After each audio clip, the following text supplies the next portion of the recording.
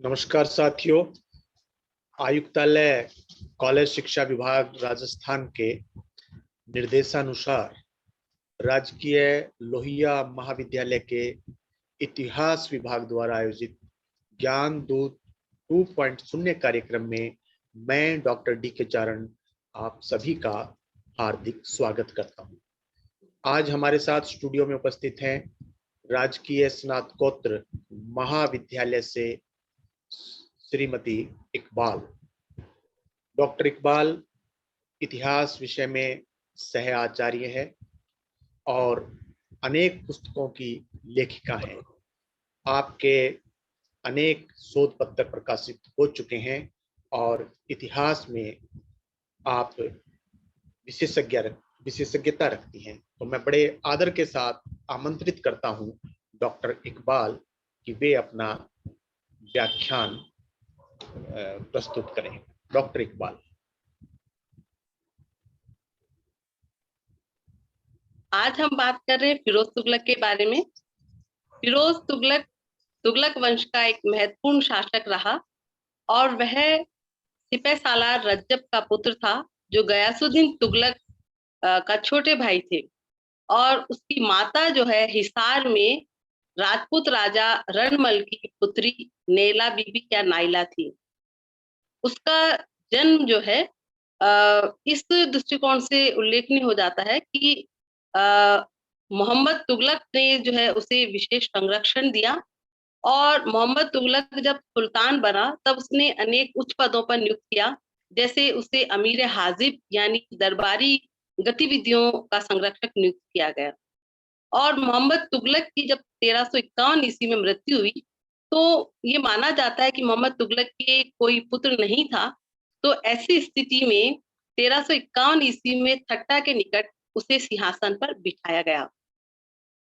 हम बात करें उस समय की परिस्थितियों की, जब फिरोज तुगलक गद्दी पर बैठा तो उस समय सल्तनत में अराजकता का माहौल था, क्योंकि मोहम्मद तुगलक के शासनकाल के दौरान जो नवीन योजनाएं उसके द्वारा बनाई गई उसकी वजह से जनता में असंतोष था और साथ ही उसकी खर्चीली नीतियों की वजह से आर्थिक संकट भी राज्य में मौजूद था। और इसके साथ साथ ही अनेक क्षेत्र ऐसे थे जो तुगलक वंश से स्वतंत्र हो चुके थे। तो फिरोज तुगलक जब गद्दी पर बैठा तो उसे राजनीतिक संकट के साथ साथ आर्थिक संकट का भी सामना करना पड़ा। और ऐसी स्थिति में एक ऐसे शासक की जरूरत थी कि उस समय कि वह जनता की अपेक्षाओं पर खरा उतरे और जनता जो कि असंतोष से भरी हुई थी उसको जो है संतुष्ट किया जा सके। और ऐसी स्थिति में फिरोज ने युद्धों के विपरीत अपना पूरा ध्यान जो है प्रशासनिक गतिविधियों को व्यवस्थित करने में लगाया, क्योंकि वे जानता था कि युद्धों को करने से उसके साम्राज्य में और ज्यादा असंतोष उत्पन्न हो सकता है। इसलिए उसने बहुत सारे कार्य ऐसे किए जिससे जनता की जो है सुल्तान के प्रति नाराजगी दूर हो जाए। साथ ही साथ उसने साम्राज्य विस्तार को जो ध्यान नहीं दिया, उसकी वजह एक यह भी रही कि उसमें उस प्रतिभा का भी अभाव था जो कि योग्य सेना नायक में होनी चाहिए। नेक्स्ट। और साथ ही साथ हम ये बात करें कि फिरोज तुगलक जो है वह मोहम्मद तुगलक के प्रति जो नाराजगी व्याप्त थी उसको दूर कर पाया या नहीं कर पाया। तो फिरोज तुगलक ने अपनी जितनी भी योजनाएं उस समय बनाई वो योजनाएं ऐसी थी जिससे आम जनता को ज्यादा से ज्यादा फायदा मिल पाए। फिरोज तुगलक के द्वारा जो सुधार किए गए उसकी हम बात करें तो उसका जो सबसे महत्वपूर्ण सुधार था वह था राजस्व व्यवस्था और कर व्यवस्था में सुधार करना। उसने अपने पूर्व सुल्तान मोहम्मद तुगलक ने जो किसानों को तकावी ऋण दिए थे उन तकावी ऋणों को रद्द कर दिया, यानी उनको माफ कर दिया गया। ये एक बहुत बड़ी राशि थी, लेकिन सुल्तान ये चाहता था कि जो नाराजगी है, जो असंतोष है आम लोगों में, किसानों में, उसको समाप्त करना है। तो इसके लिए उसने उस ऋण को माफ कर दिया। साथ ही उसने जो भू राजस्व वसूल करने वाले कर्मचारी थे उनके वेतन को बढ़ा दिया। उसका कारण ये था कि भू राजस्व वसूल करने वाले कर्मचारी अगर वेतन कम होता था तो वो किसानों से रिश्वत के रूप में धन ले लेते थे और जो है उनकी भूमि की पैमाइश में या उनको कर वसूलने में रियायत दे देते थे। तो इस चीज को रोकने के लिए उसने उनका वेतन बढ़ाया, यानी वो भू राजस्व वसूली में भ्रष्टाचार को रोकना चाहता था। इसके अलावा उसने जो है प्रांतों का दौरा किया और 6 साल की मेहनत के बाद उसने ये पाया कि जो खालसा भूमि है राज्य की, उसका राजस्व लगभग 6 करोड़ 85 लाख टन का है। और ये आमदनी जब राज्य की तय हो गई, तो उसके बाद राज्य अपना खर्च करने के लिए भी अपना बजट बना सकता था। तो ये एक उसका महत्वपूर्ण कार्य था। नेक्स्ट, फिरोज तुगलक ने राजस्व क्षेत्र में अन्य सुधार भी किए। उसने बहुत सारे ऐसे कर जो ज्यादा लगते थे किसानों को, उन करों को समाप्त कर दिया। उसने सिर्फ इस्लामी शरीयत के अनुसार या इस्लामी कानून के अनुसार सिर्फ 4 करों को रहने दिया गया और बहुत सारे कष्ट कर हटा दिए गए।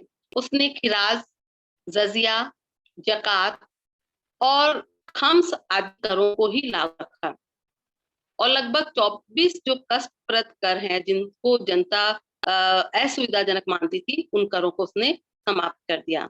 और जो कुरान के नियमानुसार जो 4 कर थे, जैसे खराज है जो कि लगान होता था, खम्स वह कर होता था जो लूट में पाया गया धन होता था, जिसमें 1/5 भाग जो है उसने राज्य के लिए रखा और 4/5 भाग जो है वो सैनिकों और सैन्य अधिकारों में बांट दिया गया।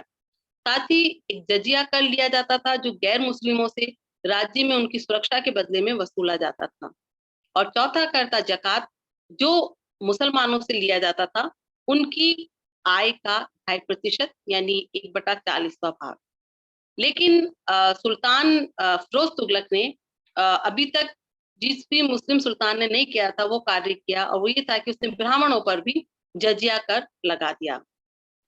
साथ ही साथ उसने व्यापार में बढ़ोतरी के लिए वस्तुओं के आवागमन पर से जो है अनेक कर हटा दिए, यानी वस्तुओं के आवागमन पर जो टैक्स लगाया जाता था, चुंगी लगाई जाती थी, वो चुंगी उसने हटा दी ताकि व्यापारिक वस्तुओं का आवागमन आसानी से हो। साथ ही सुल्तान ने दिल्ली के आसपास कहा जाता है कि लगभग 1200 फलों के बगीचे लगवाए और जिससे जो है राज्य की आमदनी बहुत ज्यादा बढ़ गई। साथ साथ सुल्तान ने सिंचाई की भी पर्याप्त व्यवस्था की और कहा जाता है कि उसके द्वारा 5 बड़ी नहरों का जो है शुरुआत की गई, नहरों का निर्माण करवाया गया।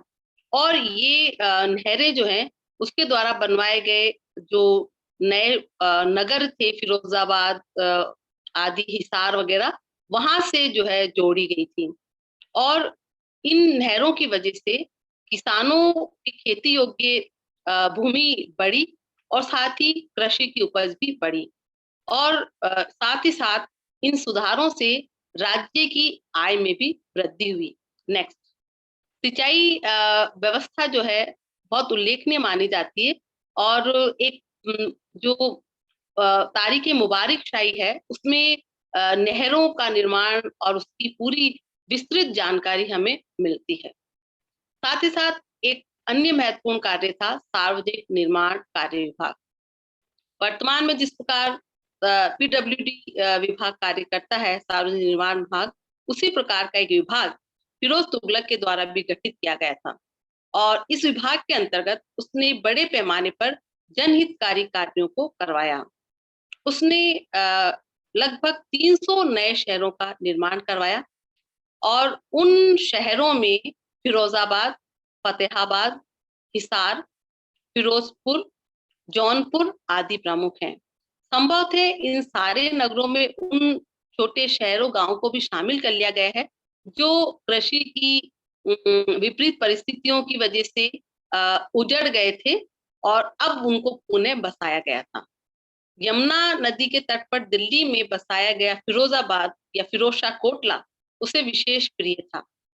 फरिश्ता के अनुसार ये माना जाता है कि लगभग उसके द्वारा जो निर्माण कार्य करवाए गए उसमें 40 मस्जिदें, 30 विद्यालय, 10 महल, 200 सराय, 5 तालाब, 5 अस्पताल और 100 मकबरे, साथ ही साथ 10 स्नानागार, 10 समाधियां तथा 100 से भी ज्यादा सार्वजनिक स्नानागार और 10 स्तंभ और 150 पुल तथा अनेक बगीचे एवं सार्वजनिक मनोरंजन के स्थलों का निर्माण करवाया गया। साथ ही साथ उसने अशोक के 2 स्तंभ भी दिल्ली मंगवाए, जिसमें एक हैदराबाद से और दूसरा मेरठ से लाया गया। सार्वजनिक निर्माण विभाग का जो कार्य है उसके अंतर्गत उसने अनेक पुरानी मकबरों का पुनरुद्धार करवाया, अनेक पुरानी इमारतों का पुनरुद्धार कराया। जैसे कुतुब मीनार की जो ऊपरी मंजिल है वो क्षतिग्रस्त हो गई थी, तो उसका पुनर्निर्माण करवाया गया। इल्तुतमिश का मकबरा है, तो भी उसने जो है उद्धार करवाया उसका। साथ ही साथ अलाई तालाब और शमशी तालाब और आदि का जो है उसको भी उसने जो पुनर्निर्मित करवाया। तो ये बहुत सारे कार्य थे और सुल्तान स्वयं ये कहता है कि ईश्वर ने मुझे जो अच्छी बातें दी हैं उसमें एक अच्छी बात यह भी है कि मैं जो है सार्वजनिक निर्माण के कार्यों में रुचि रखता हूँ। और इसीलिए उसने अनेक पुराने जो औलिया थे, पीर थे, शासक थे, उन सभी की इमारतों का पुनर्निर्माण करवाया। नेक्स्ट, सुल्तान के द्वारा जो सार्वजनिक निर्माण कार्य किए गए उससे आम जनता को बड़ा लाभ हुआ। कहा जाता है कि उसने जो मदरसे खोले थे, जो बड़े बड़े विद्यालय खोले थे लगभग 13, उसमें से 3 जो है उच्च श्रेणी के थे। साथ ही साथ हम अब बात करते हैं सुल्तान के द्वारा किए गए न्याय और परोपकार के कार्यों की। सुल्तान जो है निष्पक्ष न्याय में भरोसा करता था और उसने जो है उदार दंड व्यवस्था का निर्माण किया। उसने पूर्व के सुल्तानों के द्वारा जो कठोर सजा दी जाती थी, जैसे अपराध को स्वीकार करवाने के लिए अंग भंग की सजा दी जाती थी, हाथ पैर या कान काट दिए जाते थे, तो उन चीजों को उसने बंद कर दिया गया क्योंकि वो उसे अमानवीय समझता था। साथ ही साथ उसने बेरोजगार लोगों के लिए रोजगार उपलब्ध करवाने के लिए एक दफ्तर की स्थापना भी की, जहां पर रोजगार की तलाश में लगे लोगों के नाम लिखे जाते थे और साथ ही योग्यता के अनुसार उन्हें रोजगार उपलब्ध करवाया जाता था अथवा उन्हें आर्थिक सहायता प्रदान की जाती। उसने एक दानशाला भी खोली थी जिसे दीवाने खैरात कहा गया और इस दानशाला के द्वारा गरीब और असहाय मुस्लिम लड़कियों और विधवाओं को सहायता दी जाती थी और जो गरीब मुस्लिम लड़कियां थी उनके विवाह की व्यवस्था में भी आर्थिक सहायता दी जाती थी। सुल्तान के द्वारा अनेक परोपकारी कार्य किए गए और उन परोपकारी कार्यों का फायदा जो है उसकी आम जनता को मिला। नेक्स्ट, उसने गरीब और जो वृद्ध लोग थे उनकी सहायता के लिए भी एक विभाग स्थापित किया जिसका नाम था दीवाने इस्ताइका। और इस दीवाने इस्ताइका की स्थापना का उद्देश्य यही था कि जो समाज के बुजुर्ग लोग हैं, जो गरीब हैं, जिनकी सहायता के लिए कोई नहीं है परिवार में, उनको सहायता उपलब्ध करवाई जा सके। उसने दिल्ली में एक दारुल शिफा नामक अस्पताल भी खोला, जो कि एक खैराती अस्पताल था, जिसमें लोगों को जो है मुफ्त चिकित्सा सुविधा के साथ साथ भोजन और दवाइयां भी निःशुल्क दी जाती थी, जिसकी तुलना आज की जो हमारी निःशुल्क चिकित्सा सहायता दी जा रही है उससे हम कर सकते हैं। साथ ही साथ उसने शिक्षा और साहित्य के विकास में भी रुचि ली और उसमें उल्लेखनीय योगदान दिया। उसने शिक्षण संस्थाओं को अनुदान दिया और साथ ही साथ जो योग्य विद्यार्थी हैं उनको राज्य की ओर से छात्रवृत्ति देने की व्यवस्था की। साथ ही विद्वानों को भी उसने संरक्षण दिया। अनेक विद्यालय उसके द्वारा खोले गए, अनेक शिक्षण संस्थाओं की स्थापना की गई जहां पर योग्य शिक्षकों को नियुक्त किया गया।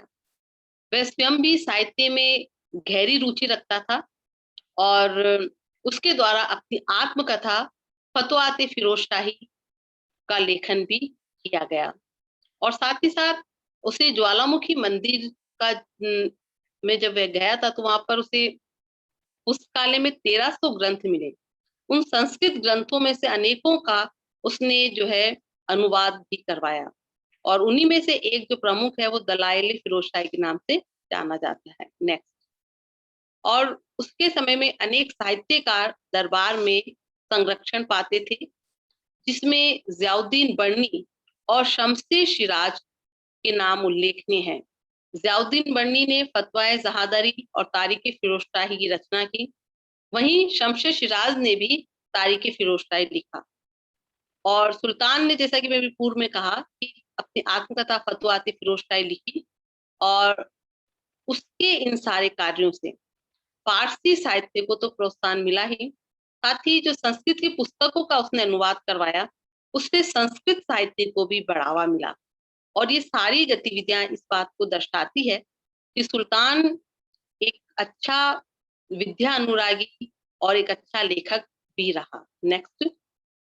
सुल्तान के द्वारा जो ये समस्त कार्य किए गए, वो ये दर्शाते हैं कि सुल्तान ने अभी तक जो परंपरा रही थी शासकों की, कि राजाओं का ये कार्य होता था कि वो राज्य का विस्तार करें, प्रशासन को व्यवस्थित करें और कर वसूल करें। ये 3 कार्य उनके मोटे रूप से होते थे। लेकिन सुल्तान ने इस चीज को बदला और उसने इस राजाओं के कार्यों को आगे बढ़ाकर ये भी माना कि राजाओं का कार्य प्रजा का हित करना भी है, और प्रजा हितकारी कार्य उसने बड़े पैमाने पर करवाए। उसके समय की एक और उल्लेखनीय बात थी, वो ये थी कि दास विभाग की स्थापना और उसकी व्यवस्था उसके द्वारा की गई। सुल्तान फिरोज को दासों से विशेष लगाव था और वे अलग अलग जगहों से मंगाकर दासों को इकट्ठा करता था। और धीरे धीरे स्थिति ये हो गई कि उसके दासों की संख्या, कहा जाता है कि लगभग 1,80,000 तक पहुंच गई। और उसमें से बहुत सारे दास जो है अलग अलग सूबों में रहते थे, और दिल्ली में भी लगभग 12-13 हजार दास थे। और वह अपने सूबेदारों से, इक्तेदारों से कहता था, अधिकारियों से, कि वह अपने दासों के साथ पुत्रवत व्यवहार करे, पुत्रों के समान व्यवहार करे। और उसने दासों की देखभाल के लिए, यानी गुलामों की देखरेख के लिए, एक विभाग भी अलग से बनवाया था, जिसका नाम था दीवाने बंदगान। बहुत सी बार ये कॉम्पिटिटिव एग्जाम्स में पूछा जाता है कि दीवाने बंदगान की स्थापना किसके द्वारा या क्यों की गई थी, या ये किस क्षेत्र से संबंधित था, तो हम इसको समझ सकते हैं। साथ ही जो दास थे उन्हें राज्य में कोई ना कोई पद दिया गया था, लेकिन ये दास प्रथा आगे चलकर तुगलक वंश के लिए नुकसानदेह साबित हुई, क्योंकि दास जो है बाद में राज्य की गतिविधियों में, प्रशासनिक कार्यों में हस्तक्षेप करने लगे। और क्योंकि बड़ी संख्या में दास थे और बहुत सारे दासों को जो है कारखानों से जोड़ा गया, अन्य कार्यों से जोड़ा गया, सेना में पद दिए गए, तो ये दास प्रथा जो है राजनीतिक और आर्थिक पतन का कारण बनी तुगलक वंश का। इसके बाद हम बात करते हैं मुद्रा संबंधी सुधारों की।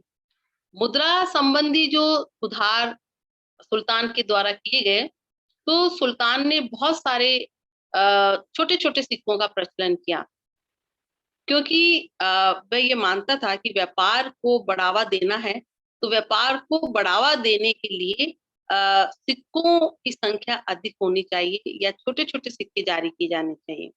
तो उसने चांदी और तांबे की मिश्रित धातुओं से बने हुए नए सिक्के जारी किए, और उसके परिणाम स्वरूप व्यापारियों को भी आसानी हुई और आम जनता को भी लेन देन में सुविधा हुई।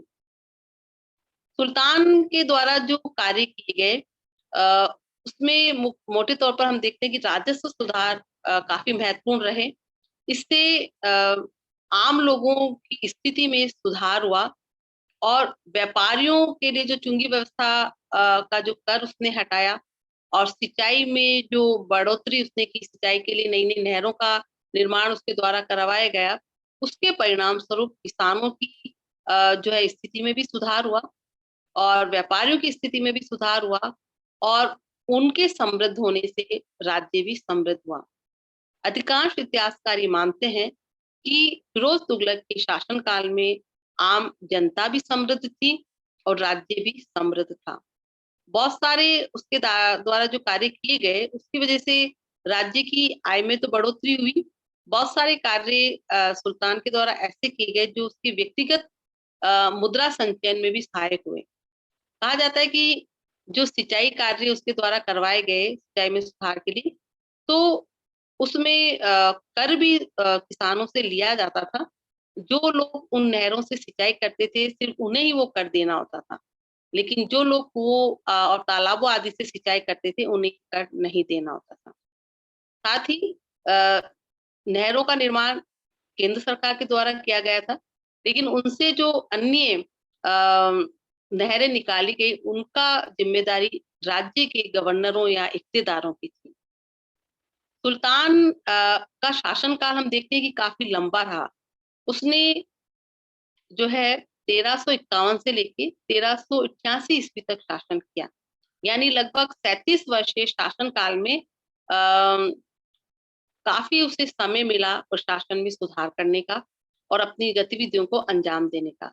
लेकिन सुल्तान ने अपना पूरा ध्यान इसमें राज्य के सुधार में लगाया, जनता के हितकारी कार्यों में लगाया और उसने युद्धों को जो है ज्यादा बढ़ावा नहीं दिया, क्योंकि वो उस समय जरूरत इस बात की थी कि राज्य में शांति बनी रहे और व्यवस्था कायम रहे।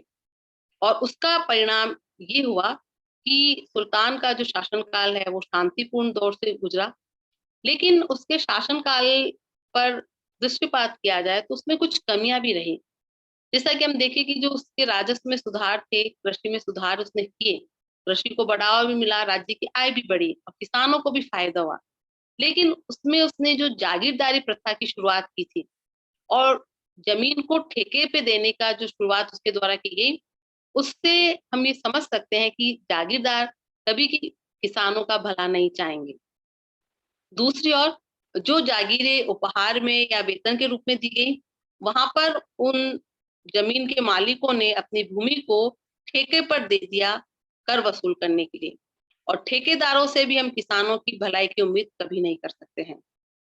इसके अलावा उसने जो है बहुत सारे कर हटा दिए थे, लेकिन बहुत सारे प्रांत ऐसे थे जहां पर अधिकारी अभी भी उन करों को वसूल कर रहे थे और सुल्तान के द्वारा इस और कोई ध्यान नहीं दिया गया। तो ये चीज भी के राज्य में जो है हम देखते हैं कि एक ऐसी वजह बनी जिसकी वजह से सुल्तान जो है आम जनता को सीधे सीधे कोई फायदा नहीं पहुंचा पाया।